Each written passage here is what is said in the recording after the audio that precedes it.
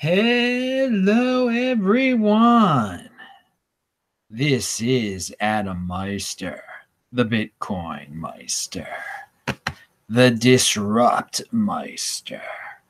Welcome to the One Bitcoin Show. Today is April the 11th, 2019. Strong hand, offended by selling. Value your wealth in Bitcoin. Unconfiscatable. 1 Bitcoin equals 1 Bitcoin. Deferral of gratification. Don't FOMO on altcoins. Yeah, look at this strong hand shirt. I don't get to wear this one too often. Maybe this is the last cold day of the year in Baltimore. Hopefully, it wasn't that cold today. Anyway, tomorrow, Friday, check this show out. This Week in Bitcoin, 5:30 Eastern Time. That is 2:30 in Los Angeles. BTC Benny will be on the show. Juan Galt will be on the show. And Bitcoin Tina will be on the show. I think Juan Galt's going to talk a lot about Julian Assange. We'll talk about a little bit about that tonight also. But yeah, tune in tomorrow. That'll be a great show. So, oh yeah, and tomorrow I'm getting my hair cut for all you 80%ers who care about what I look like. Yeah, I'm getting my hair cut tomorrow for the first time since like December the 2nd or something. Anyway, I can only get my hair cut when I'm back home in Baltimore. Been going to the same guy for many, many years. And of course, he's not expensive. Anyway, sportsmeister.com. You can listen to all my podcasts of all these shows. Disruptmeister.com. Follow me on Twitter at TechBalt, TechBalt. I forgot to mention this yesterday. PewDiePie. How do you say his name? He's interested in D-Live. PewDiePie, YouTuber's most subscribed creator, will start weekly live streams on blockchain platform D-Live. Whoa. I mean, I guess he's freaked out. He's going to get kicked out of YouTube. It's a good development. I don't think D-Live is the best. I couldn't transfer over to there. I was on D-Live, and they switched tokens, and then I wasn't able to transfer. So, I mean, it's a good direction to see someone big moving in. This is the way of the future. That's the way we should take from this story, that people are going to get fed up with YouTube, and they're going to try to get involved in other platforms that hopefully incorporate Bitcoin or some other type of cryptocurrency into them. So there's a story from Breaker Magazine on that. You can read that below. So, I mean, I take it as a positive, although it's not directly related to Bitcoin. It's a future trend. It's a future trend. These big names in YouTube will all be up in Bitcoin and crypto soon enough. Just a matter of time. Have a strong hand and defer gratification. So Julian Assange got, he was arrested today, right? And the only reason I'm going to bring it up right now is because of, well, two things here. There's an article linked to below. WikiLeaks Bitcoin donations spike following Julian Assange's arrest. So again, it just shows you that Bitcoin is uncensorable. There are a lot of people that don't like Julian Assange, a lot of powerful entities that are unhappy with him, obviously. And you can still send WikiLeaks Bitcoin because it just can't be. PayPal would not allow such a thing, of course. But I also bring this up because of the rumors that he's, obviously WikiLeaks has been funded by Bitcoin for a while. And there are rumors that Julian Assange is Bitcoin rich. Well, he's about to go on trial, I guess, against the United States government. And he'll need some money for that. So if he indeed is Bitcoin rich, we're going to find out real soon, because he's going to need every single one of those Bitcoins to pay for his defense. So we shall see. We might get a little bit of a revelation here. Get some inside info on Julian Assange's Bitcoin holdings. If he's able to pay for some real nice lawyers, or perhaps people just send him a lot more Bitcoin now. I don't know. But we might find out if these rumors are true, that if he is Bitcoin rich. All right. There is a guy named Hector Rosencrans. He's got an article called Bitcoin is a Weapon. It's linked to below. Pound that like button. International Monetary Fund, IMF. They had a poll out there on Twitter. I didn't know about it until it was over.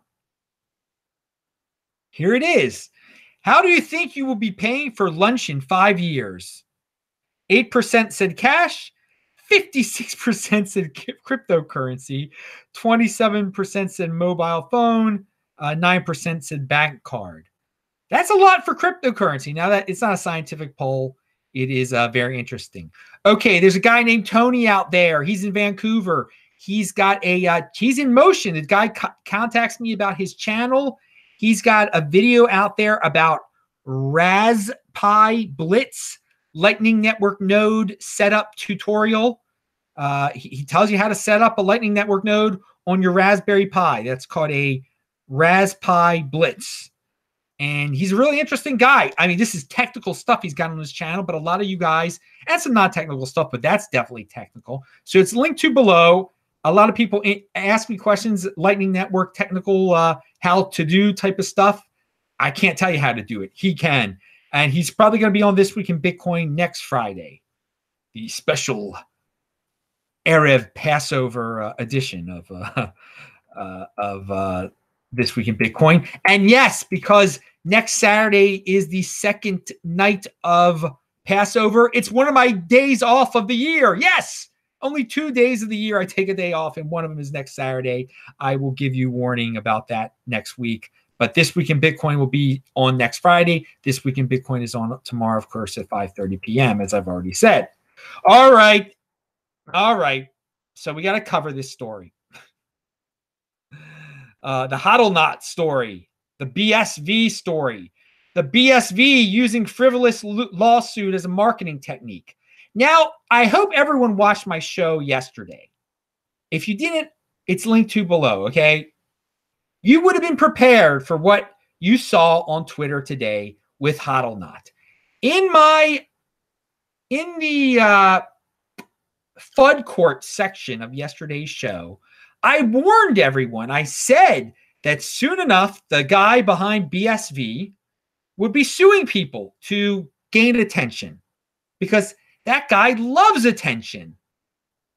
And sure enough, I wake up today and I see everybody and their brother has got a Hodlonaut logo and is calling themselves Hodlonaut on Twitter because Fake Toshi is saying he's going to sue the Twitter guy named Hodlonaut for libel, defamation, I don't know. And wants to pay people to track the guy down. And so I linked to a CoinGeek article about that. Now, CoinGeek is the Pravda of SV, just so you know. But in this article, it straight up says that fake Satoshi is Satoshi. So I underestimated the future lawsuit marketing technique, the frivolous lawsuit marketing technique of SV. Now, this is a marketing technique. They are frivolously suing people so they can gain attention. Now, they're getting a lot of negative attention, but there are a lot of freaks out there who love a strong leader and will blindly follow someone like that does things like that, who punishes people, who threatens lawsuits, big, strong leader. I will worship. There are people like, so again, SV will have their followers that think that's a normal, that what's going on is normal. Perfectly normal, they think. Perfectly normal. It's to say this is ridiculous. As again, he's doing this to gain attention. And I underestimated him because he's using it as a way to also remind everyone that he's Satoshi when he's not Satoshi. But he's saying that he's, in his little press release of his Pravda, he's saying he's Satoshi in it. I mean, you can read it. And Bitcoin Magazine has a better article about it.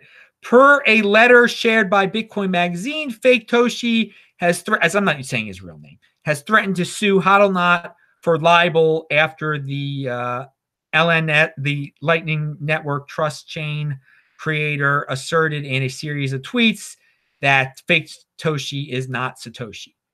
Okay, so cool thing about this is Hodlonaut is getting a lot more attention too. So hopefully he'll be able to monetize this. I hope so.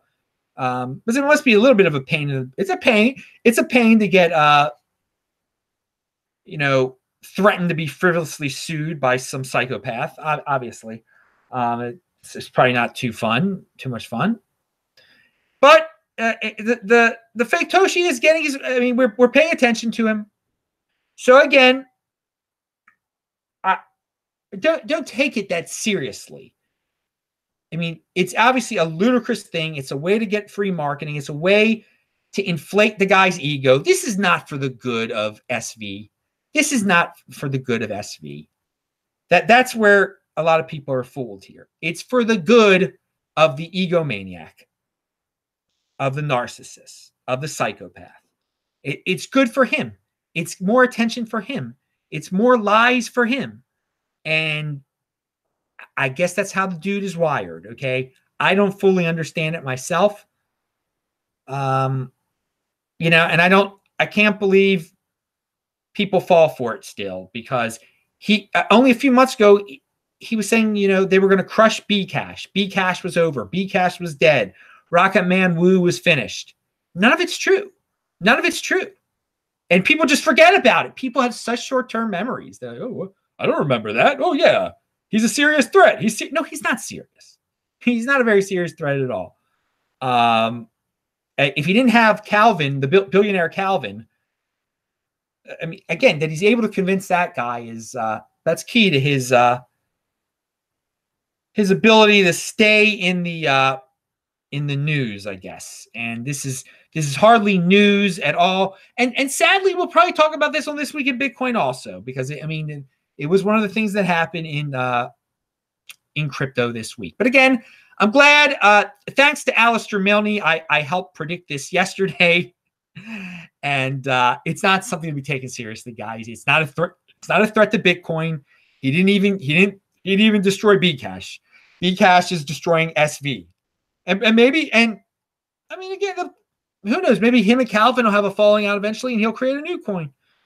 And again, this is all for his ego, and it's not even good for SV. I mean, some attention, you'll be able to twist it in a way. Well, yeah, SV is getting attention too. For now, they are, I guess. For now, but forget about it. This is all an ego trip, and right now, all of us are paying attention and giving him some sort of jollies we cannot even understand, because we are not psychopaths. All right, pound that like button. But I will say, it's funny on Twitter, everyone's calling themselves Hodlonaut. And so when I DM, I see all my most recent DMs, and they're all the people called Hodlonauts, whether it be BTC Benny is calling himself that. It's like, it's confusing. I don't know who I'm contacting anymore, because they're all pretending to be Hodlonaut, so that the psychopath can't track down the real Hodlonaut. And I mean, he offered to pay people to track him down at a conference. It's disgusting, but it gets him attention. Frivolous lawsuit marketing for BSV, although it's mainly for him. So let's change the tone of this to someone who's a very good person. We're talking about someone who is not a good person. Now we're going to talk about someone who's a good person. I got this in the mail today. Bitcoin Money, a tale of Bitville discovering good money. This is by the Bitcoin Rabbi. It's for kids and grown-ups. I had my mother read it. My mom is a teacher, actually, and she thought it was a good book for the kids. So you can check out the bitcoinrabbi.com, link to below, and you can buy it. He'll be on the show on Saturday. It's going to be Beyond Bitcoin, so we're not just going to talk about Bitcoin. I guess we'll bring up his book. I'll have his book right with me, but we'll talk about all sorts of things, all my usual. Maybe I ask him about Ben Shapiro. Who knows what else I ask the Bitcoin Rabbi? But we'll talk about a lot of different things. I ask him about Julian Assange. That's Beyond Bitcoin, right? Hey, but I tied Julian Assange into Bitcoin tonight. And I will tomorrow when Juan Galt goes off on it for a while, probably. Okay, what else do we have here? A Pump.